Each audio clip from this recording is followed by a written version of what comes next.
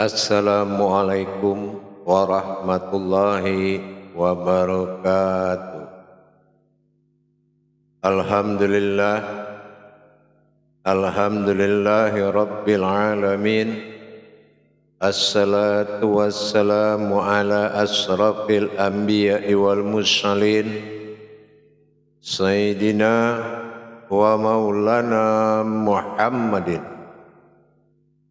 Ashhadu an la ilaha illallahul malikul haqqul mubin, wa ashhadu anna Muhammadan abduhu wa rasuluhu shadiqul wa'dal amin. Allahumma salli wa sallim wa barik wa karim ahzanul nabil karim. Ihdinil lazi min jamalika wa innal lazi fin jalalika wa innahu fin kitabika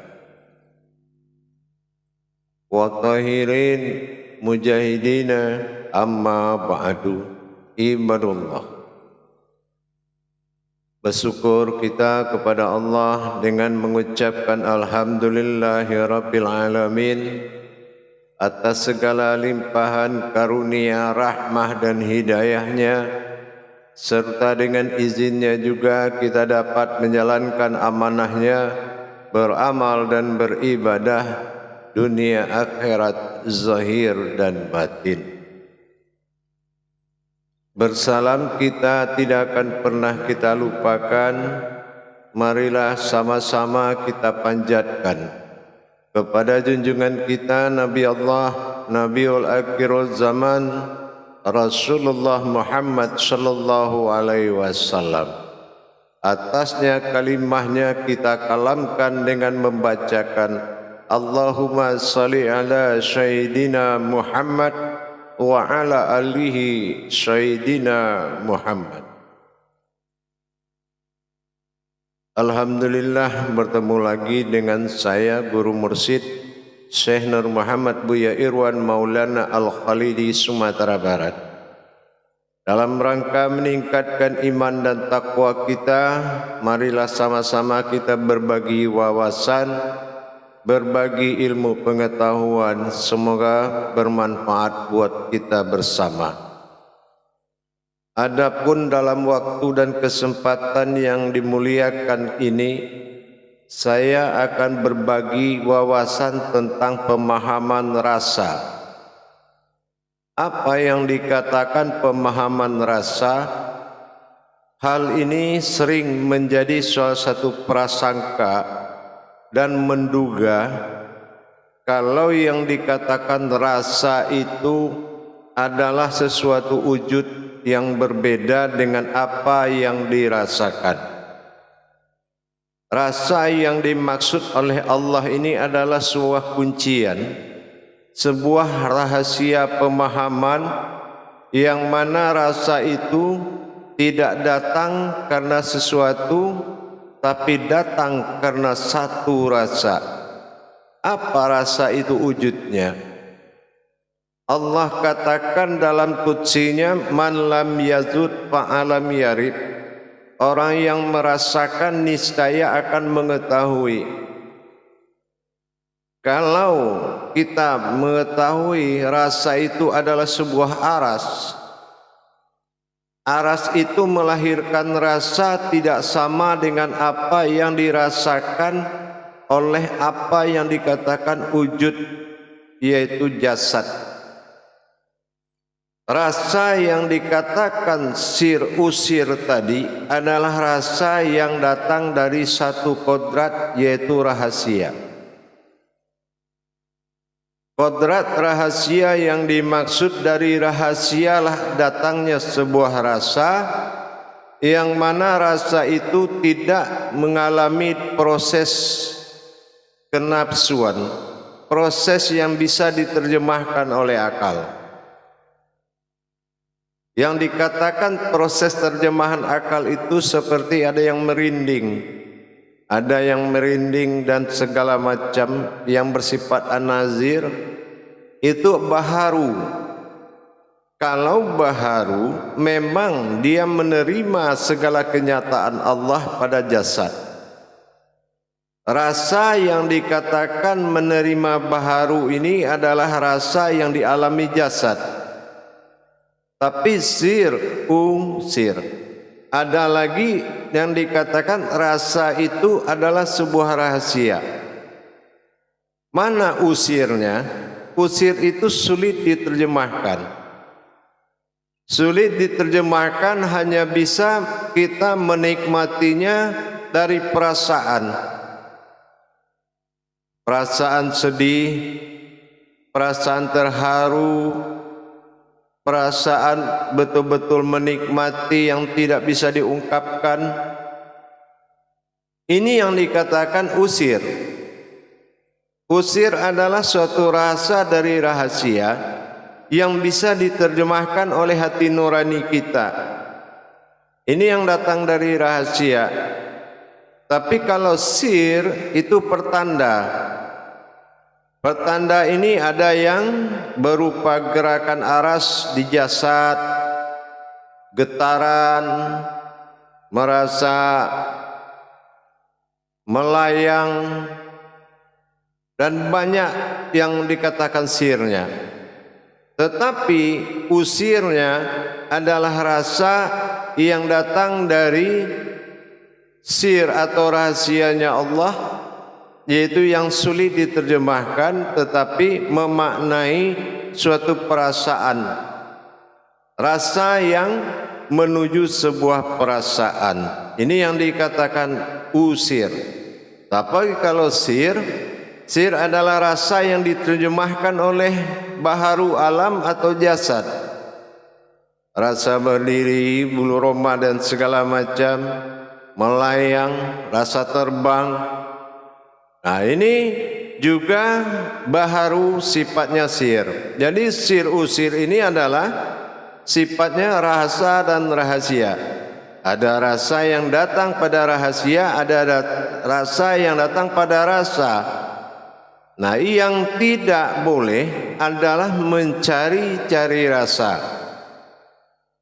Di dalam pemahaman kita melakukan ibadah, zikrullah, zikir-zikir ibadah kepada Allah, dua perkara harus kita hindarkan. Karena dua perkara ini adalah keridhaan Allah. Allah sudah ridho, dua perkara itu pasti Dia datangkan, yaitu pertama rasa, yang kedua penglihatan. Nah, ini juga tidak boleh dicari-cari, juga tidak boleh diintai-intai, ditunggu-tunggu dan menjadi patokan. Tapi apabila dalam kesadaran kita untuk menuju singgasananya Allah dalam memperkenalkan wujudnya kepada mewujudnya sendiri, memperkenalkan mewujudnya kepada wujudnya, adalah suatu mukharabin, suatu pendekatan yang sangat bagus. Kalaupun itu akan menghasilkan sebuah rasa, maka itu sudah tidak dikendalikan oleh diri kita, tetapi diri itu menikmati adanya wujud rasa yang datang. Inilah yang dikatakan sir. Jadi kalau kita pejamaah melaksanakan ibadah-ibadah yang bersifat sahadah langsung, sa'adiyah tidak langsung, yang tidak boleh kita alami atau yang tidak boleh kita cari adalah rasa dan penglihatan. Ingin melihat sesuatu, ingin merasa sesuatu, ini batil. Kenapa? Hati tetap pada lillahi ta'ala. Hati tetap dalam kenyamanan mencari Allah.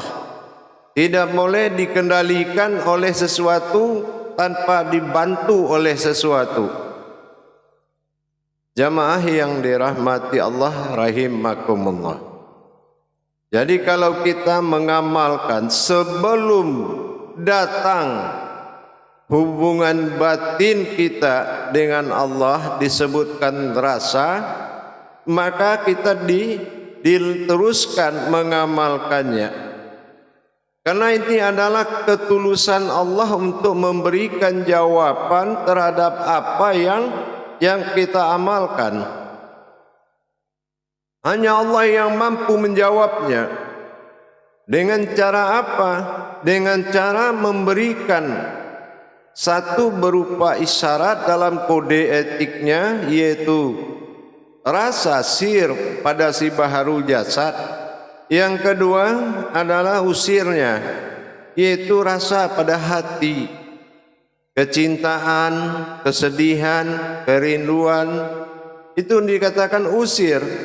Jadi jangan salah kita dalam menerjemahkan makna daripada sebuah kejadian. Karena pedoman daripada rasa dan penglihatan itu adalah nawaitu kita. Niat kita awal. Niat awalnya seperti apa? Kalau memang kita ingin mendekatkan diri dengan Allah, bermuqarabin, maka kita tidak boleh mencari-cari sababiah atau rasa, melainkan itu adalah kecintaan dan keikhlasan dan kepercayaan Allah kepada kita. Makanya dalam hukum tauhid, di sini ada kata tauhid, tafrid, tajrid. Nah, kita sudah sering mendengar kalimat ini dalam makom tasawuf atau makom tauhid. Jadi kalau tauhid ini adalah nyata dalam berhubungan sampai terbuka hijab, maka nyatalah wujud yang menyaksikan. Tapi yang kedua tajrid, merasakan. Nah, inilah yang disebut sir tadi. Merasakan tentunya seperti dua kodrat tadi, yaitu merasakan dan pada diri sir dan merasa pada si baharu alam. Nah, yang ketiga tajrid, mengalami. Nah, mengalami juga harus mendapatkan gejolak rasa, tetapi wujudnya itu sama. Wujud rasa yang datang daripada batin, wujud rasa yang datang daripada kodrat. Nah, wujud rasa menuju kodrat, wujud rasa menuju batin, ini beda. Jadi dalam kita mengamalkan sesuatu, maka dijadikanlah rasa ini sebagai hubungan batin antara kita keumatan dengan ketuhanan Allah Subhanahu wa ta'ala, atau dikatakan sambung rasa. Kalau sudah sambung rasa, maka kitalah yang bisa menerjemahkan. Rasa itu tidak bisa, umpamanya kita mempelajari atau sedang mengamalkan sesuatu pelajaran. Tiba-tiba rasa yang kita dapati, kita tanya kepada jemaah lain atau para muslim lain. Meskipun itu satu rumah, itu tidak akan bisa mengalami rasa yang sama. Meskipun satu rumah, itu tidak akan pernah mendapatkan rasa yang sama. Tapi melainkan adalah sebuah kalam dari Allah tentang rasa tersebut. Riwayat tidak akan pernah sama. Apapun dengan siapapun tidak akan pernah mengalami riwayat yang sama kepada Allah Subhanahu wa ta'ala. Jadi jangan kita menanyakan apa yang dirasakan oleh orang lain, tapi kita harus bisa menyadari makna dari rasa yang kita alami. Jamaah yang dirahmati Allah rahimakumullah, di dalam kita mengamalkan sesuatu amalan, baik amalan itu sahadah langsung maupun amalan itu saadiyah tidak langsung, maka kita harus memiliki suatu kode. Kodenya tadi seperti sir, sahadah itu, rahasia langsung itu dinamakan dengan sir kalbi. Itu rahasia yang muncul dari kalbi kita. Nah, beda dengan si baharu tadi, sir sa'adiyah. Nah, sir sa'adiyah ini ada yang gejolaknya melalui alam. Gejolak alamnya pasti si baharu alam akan menerjemahkan. Alam akan memberikan suatu tanda gejolak yang mana seorang ini telah sampai. Jadi sebelum kita mendapatkan rasa dari sebuah amalan, maka kita tidak boleh berhenti dalam prasangka. Jadi tidak ada istilah menurut saya merasakan begini, tidak. Tapi harus nyatalah sir itu datang dan bisa diterjemahkan. Dan itu pun yang menerjemahkan diri sendiri, bukan orang lain atau ditanyakan kepada orang lain. Hadirin jamaah yang dirahmati Allah rahimakumullah. Sering menjadi suatu salah pemahaman bagi sahabat dan kerabat para jemaah dan para hadirin dimanapun berada. Sering banyak umat Islam yang mengamalkan jalan-jalan kepada Allah, baik itu berupa tarekat, tasawuf, tauhid. Intinya rasa ini sangat menentukan. Rasa itu sangat menentukan terhadap kalamnya Allah. Kita tidak bisa menerjemahkan kalamnya Allah kalau kita tidak memiliki wawasan.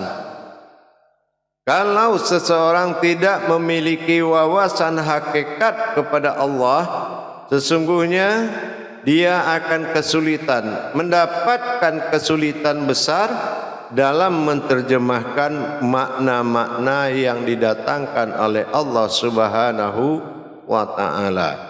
Untuk itu kita harus benar-benar memahami dan belajar. Nah, kalau kita sudah memahami dan belajar terhadap apa kunjungan-kunjungan rohani seperti rasa dan penglihatan, kita akan sulit menerjemahkan dan kita tidak mengerti apa yang harus kita perbuat lagi. Makanya kita harus dalam posisi belajar. Karena dengan belajar kita bisa melaksanakan suatu perjuangan bertanya jawab, bertanya, dan itu harus dilakukan oleh orang-orang yang sedang belajar. Jamaah yang dirahmati Allah rahimakumullah. Man lam yazud fa'alam yarib. Nah, niscaya itu bahwasanya barang siapa yang merasakan, niscaya dia akan mengalami. Nah, kalau sudah jelas patokan dari qudsi Allah tadi, maka kita harus fokus kepada rasa atau sesuatu yang tadi diperlihatkan. Tapi kita jangan sekali-kali ingin melihat sesuatu, karena Allah juga sampaikan dalam munajatnya, janganlah engkau melihat apa yang diperlihatkan, tetapi melihatlah kepada siapa yang melihat. Ini sudah jelas bahwasanya tidak dibenarkan kita fokus kepada yang dilihat, tetapi fokus kepada yang siapa yang melihat.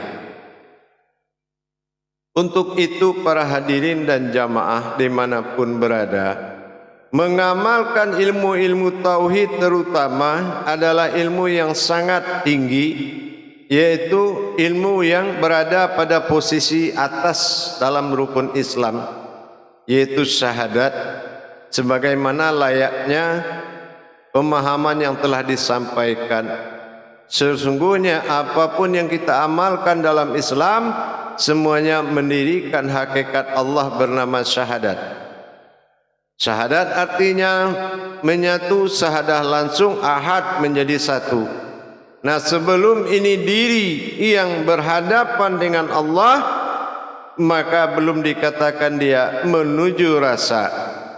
Tapi kalau sudah benar di dalam mewujud dirinya ini adalah sir-sirnya Allah, maka rasa ini akan menjadi selalu pedoman. Rasa akan menjadi suatu patokan untuk dasar kita mendekat kepada Allah Subhanahu wa ta'ala. Tapi kalau rasa ini seperti an-nazir, contohnya an-nazir itu seperti apa sih baharu alam? Merindingkah? Bergetarkah? terasa terbang, terasa melayang, melemah, lemes, dingin, panas, itu semuanya sibaharu. Masih dalam makom sibaharu. Tapi kalau sudah menuju perasaan, rasa sedih, rasa cinta yang semakin hari semakin tinggi kepada Allah, rasa maujud yang sangat dekat dari hati, dan semua yang didapati oleh rohani ini adalah usirnya, yaitu rahasia batin. Batin yang maujud dalam rahasia ini dinamakan usir. Makanya kalau kita dalam kajian tasawuf atau dikaji tauhid, sir usir, artinya adanya rahasia di dalam rahasia itu sendiri. Jamaah yang dirahmati Allah rahimakumullah, maka wattaqallahi wa ilmukumullah, tawakallah kamu, sesungguhnya itu adalah ilmu. Jadi kalau dengan kita selalu takwa di jalan-jalan ibadah kepada Allah, melaksanakan riyadhah dan mujahadah, berlatih dan berjuang sehingga kebenaran Allah semakin tinggi dalam diri kita. Jangan tanya kapan saya bisa, tapi yakinlah kebisaan itu ada di tangan kita. Dengan adanya jaminan kebisaan daripada kita kepada Allah, maka Allah menjamin keqabulannya. Tapi kalau diri dalam keadaan ragu-ragu untuk menjadikan sesuatu yang ma'rifat, tiba-tiba datang suatu keraguan, maka inilah kerugian yang sangat besar. Untuk itu layaklah bagi kita untuk melatih diri dan mempengaruhi diri ini agar kita benar-benar takluk dengan apa isyarah-isyarah yang diberikan oleh Allah Subhanahu wa taala. Apapun bentuk wujud isyarah dan petunjuk, laksanakan dengan sami'na wa ta'na. Jaga hubungan tauhid kita. Rahmat datang dari Allah, syafaat datang dari Rasulullah, barokah datang dari wali Allah. InsyaAllah maka diri ini akan menjadi kitabullah dalam membimbing kita bermakrifah kepada Allah. InsyaAllah. Baik para hadirin dan jamaah, demikian berbagi wawasan dalam merasa ini agar supaya menjadi suatu patokan menghindari diri dari pemahaman-pemahaman yang keluar dari hukum tauhid. InsyaAllah mudah-mudahan bisa dipahami dan bermanfaat bagi kita semua. Akhirul kalam wabillahi taufiq wal hidayah. Wassalamualaikum warahmatullahi wabarakatuh.